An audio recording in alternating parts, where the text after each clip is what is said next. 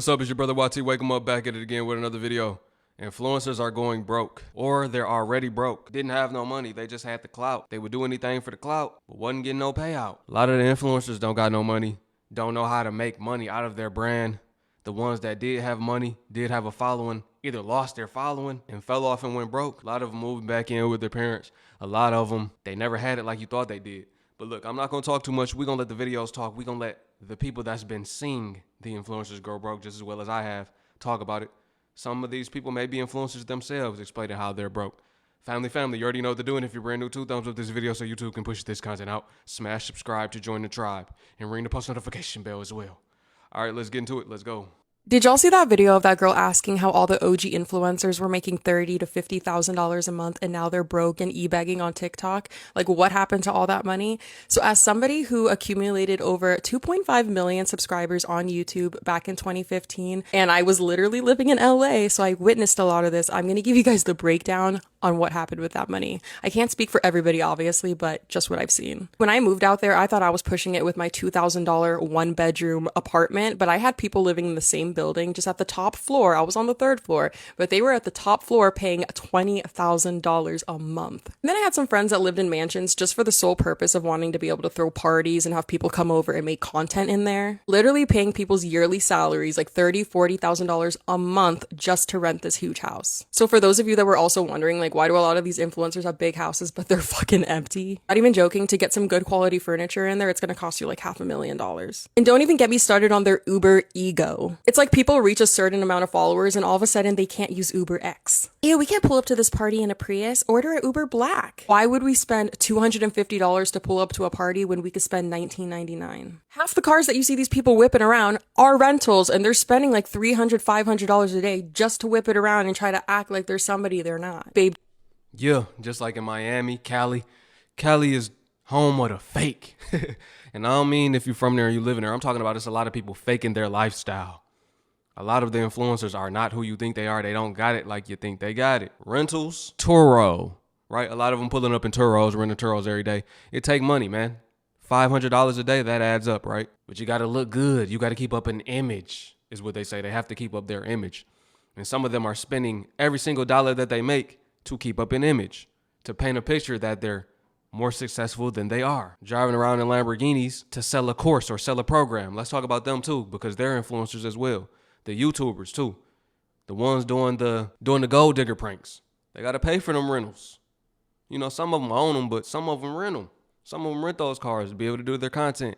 This is a known fact.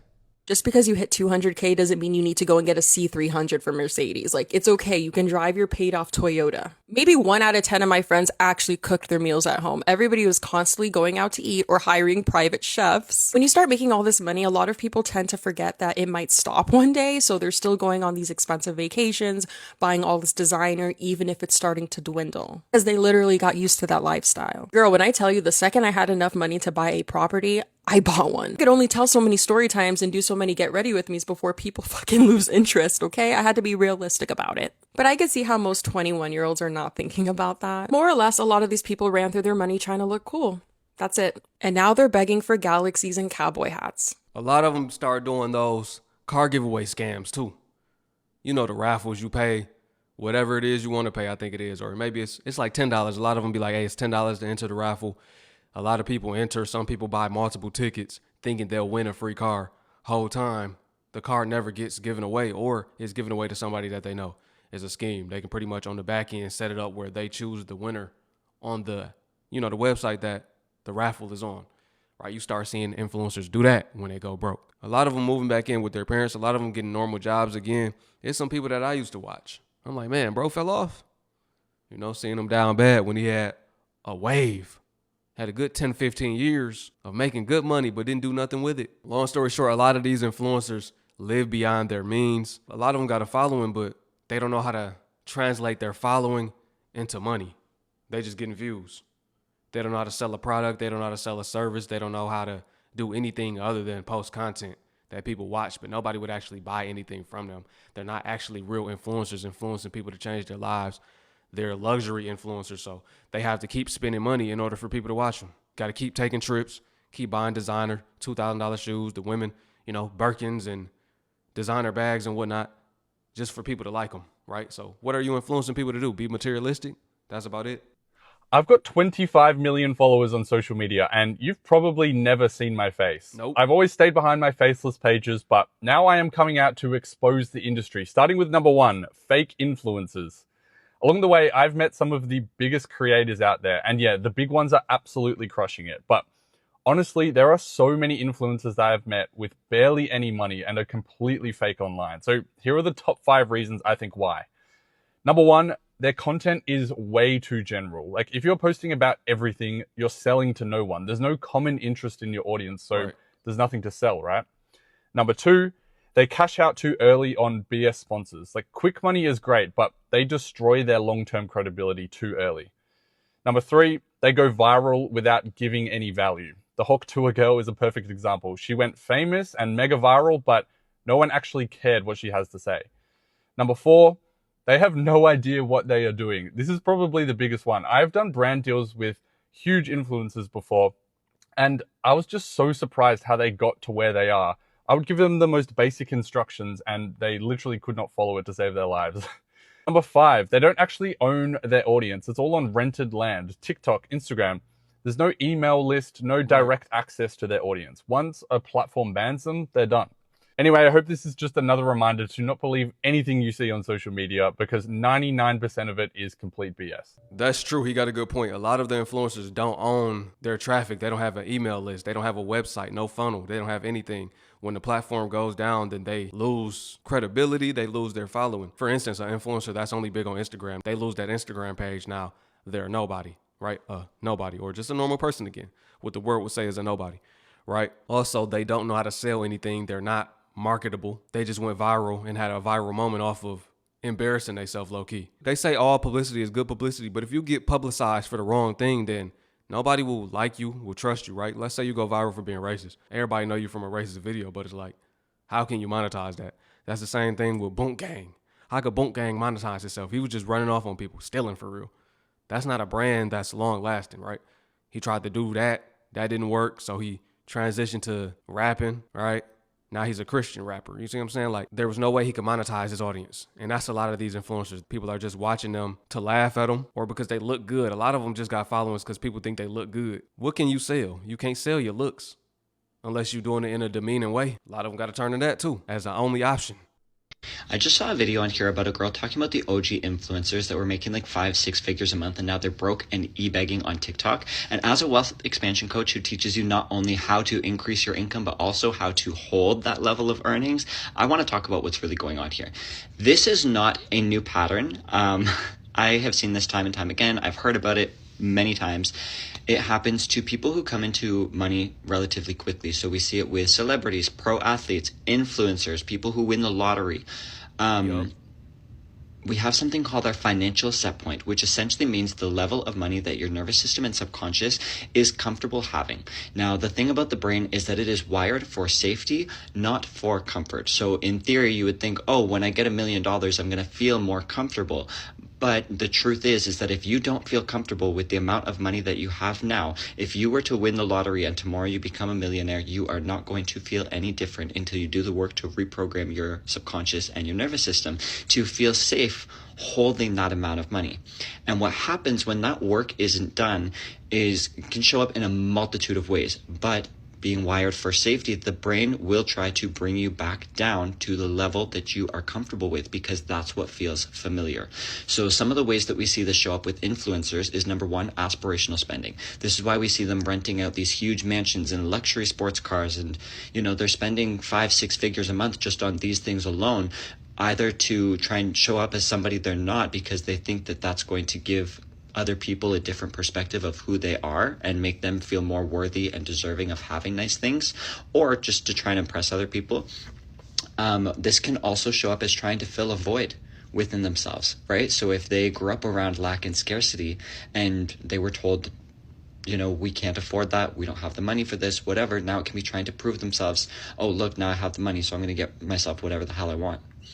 Okay, and that's another way that it shows up. Essentially, they just never do the work to reprogram their subconscious and their nervous system around the level of money that they now have. And that's why these programs are still running in the background, because 95% of our life is being run on autopilot with the subconscious mind. So until they do the work on their mindset, subconscious, and nervous system regulation, we're going to continue to see these kinds of things happening. You have to regulate to the level of income that you want to be able to hold. That's a good point that he had right there. So basically, you have to unlearn to relearn. You have to unlearn your old habits and way of thinking in order to develop new habits and new ways of thinking. You have to reprogram your subconscious mind, do some inner work, and also you have to dive deep into psychology, right? The way that the mind works and functions, as well as heal from past childhood traumas as well. So if you just get a substantial amount of money, that won't change who you are. It'll ultimately just catapult or expand who you were originally, right?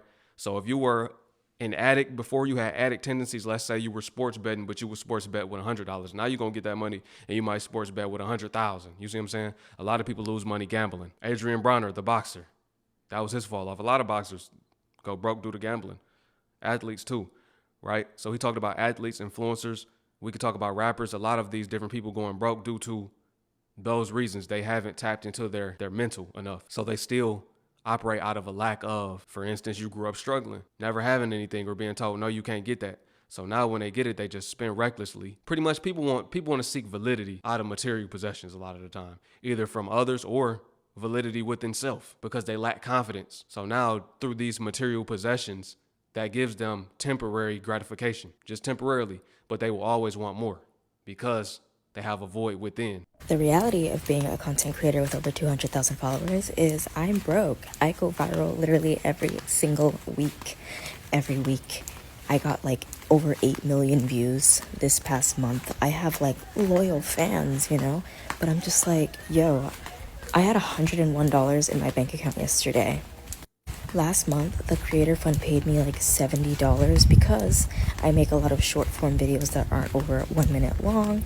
And I'm gonna keep saying this, like, people are not paying Black creators. I have fucking verified companies and businesses commenting on my videos trying to be relatable and shit. And it's just like, you guys won't fucking pay me. Like, it gets to a point, I'm getting like really frustrated because this has been my career for a while. Like, I used to make a lot more money on social media, and I feel like as my platform grows bigger and bigger, people get this idea that like you must be doing very, very well, like even better than before. And I'm just like, dude, what? Anyway, if you want to literally send me money, because I'm just like, this is so dumb. A lot of these influencers, a lot of these content creators are going broke. It's a lot of them saying, oh, I'm moving back home. I'm moving back to my home. I'm moving back. I didn't know this place wasn't for me. This place is full of partying and bad influences, this, and that. Like, let's be honest. Y'all just going broke. Y'all going broke. Like, let's just keep it a bean. Like, y'all going broke. Do not try to blame it on Houston or wherever you move to. Talking about, oh, this a party town, da, da, da. Every place parties. Atlanta's parties motherfucking hard. And I've been here all my life. Everybody go out every weekend, drink. Go have a good motherfucking time. Do I? No, because I got shit in real life going on that I need to be focusing on more than fucking partying, school, businesses, everything else than fucking partying every fucking weekend and using my money to do that. It's just the people y'all hang around. That's why y'all was so caught up in all the partying and all that shit. Don't be trying to blame it on the state and the city that you was moving to and lived in. No, it's because y'all was trying to keep up with the image, keep up with the internet. Like, oh, y'all just got all this money, y'all got all this, and y'all can just keep up and do what y'all want to do with the money that y'all make from social media. And that's not how it is. It's the people that y'all was hanging around. It's the influence that y'all was around. First of all, streaming university was y'all perform and go meet 10 to 13 year olds. Like, what type of shit is that? Like, why is grown ass motherfuckers performing and meeting 13 and 10 and 12 and 11 year olds? Like, I'm so confused by that. Y'all should have known right then and there, like, you can't make no living off this shit. Not by no little ass kids. No, you can't. Y'all talking about, oh, I gotta be back with my family. I gotta be back with friends and people that love me. No, you gotta go back so you can figure out what the fuck you want to do with your life. That's true, though, as far as she's saying, like, the streamer university. I seen it. I don't know much about it, but like she said, a lot of these top influencers got little kid fan bases. And if you know anything about YouTube, the CPM and RPM on younger audiences is less than if you have an older audience. For instance, my channel, my audience is 35 plus. 35 to 65 is my audience. So with that being said, I actually make more than a lot of y'all's favorite influencers. I ain't gonna say y'all's because y'all watching me. I might be your favorite channel. But a lot of these top influencers, My CPM, what I make per 1,000 views, is actually higher than a lot of these people, getting more views than me. So it look good, right? They look more famous. They might have more of a fan base, more people watching them, but they have to get more views to equate to the same amount of money that somebody with an older audience can make off of less views. You see what I'm saying? But that's the thing. If you got a kid audience, you really can't monetize that other than through monetization. You can't really sell to them. That goes back to their audience is only on the platforms. They can't sell anything to them. They can't build a community around that young audience. That's why they have to start streaming. They're just getting paid for being watched only. You can't lead them into a community, build with them, create digital products for them to buy or courses, whatever it is you want to do. If you're someone that's spreading value or teaching, you know what I mean? A lot of them not teaching anything. They're just entertainers. Social media is not forever. Content creator is not forever. And content creation is not for everybody. Like, you could be on for a certain amount of years, then you could fall off. King, for example. But anywho, yeah, like, social media is not always guaranteed money. Like, use that money as leverage to go start a business. Use that money as leverage to go start a career. Go to school, go get you a trade, go do something that you can always fall back on that AI can never take over. You get what I'm saying? Like, go do something that'll benefit you in the long run. Social media is never guaranteed. Y'all see how quick they be trying to take TikTok? Like, go do something else. Use that money that you're making from Influencer City or social media, YouTube, whatever the case may be. Go use that money to go leverage up to the next big thing. Yeah, go back home, go restart. It's okay to restart. It's okay to just say, yeah, I'm going broke. I can't keep up with this life. It's time for me to make some change, make a difference. Like, go say that. Don't try to say, oh yeah, I'm just going back home. I want to be around friends.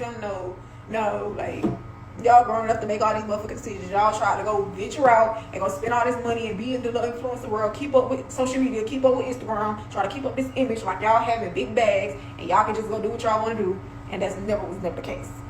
That's true. A lot of them don't have any skills other than entertaining, which is a skill. That's good. You have to be entertaining, but I'm saying they have no high value skills. Like, they don't know how to invest. They don't know how to market. They don't know how to run Facebook ads, TikTok ads, that type of marketing. Because if you know how to market, then you never go broke. They really don't have no skills that they could actually take and offer to the world. You see what I'm saying? They have no offer. That's the problem with most of them too. So when they start to lose views, then it's over for them. And some of them just caught a trend. They just caught onto a trend. A lot of these influencers blew up off of pranks. Right? So it was just a trend of people doing pranks, mukbangs, things like that. Now that that's over, a lot of them don't know what to do, right? The next trend is moving to Thailand. A lot of them moving to Thailand to catch the Thailand views. Then when that die down, then, what are they going to do? So they really just jump from trend to trend until pretty much they no longer are relevant most of the times. But yeah, a lot of them are moving back home. A lot of them have to go back to normal 9-to-5s. A lot of them, their run is over. It's pretty much over. I mean, they had their time. They should have learned how to invest. They should have learned about finances and they would be okay. They could have took all of that money and put it into stocks, learned about options, learned about Forex trading or futures trading, or learned about crypto. They could have, put it into a low cap cryptocurrency and been up, right? There's many things they could have done in the financial space, but they didn't learn about finances. A lot of them don't know anything about finances. They have no financial literacy because it's not taught in school. It's not taught. But yeah, drop a comment below. Let me know what y'all think about this video, family. Influencers are going broke. I appreciate y'all for watching. Peace to my Hebrew family. Shalom. I will catch y'all on the next one.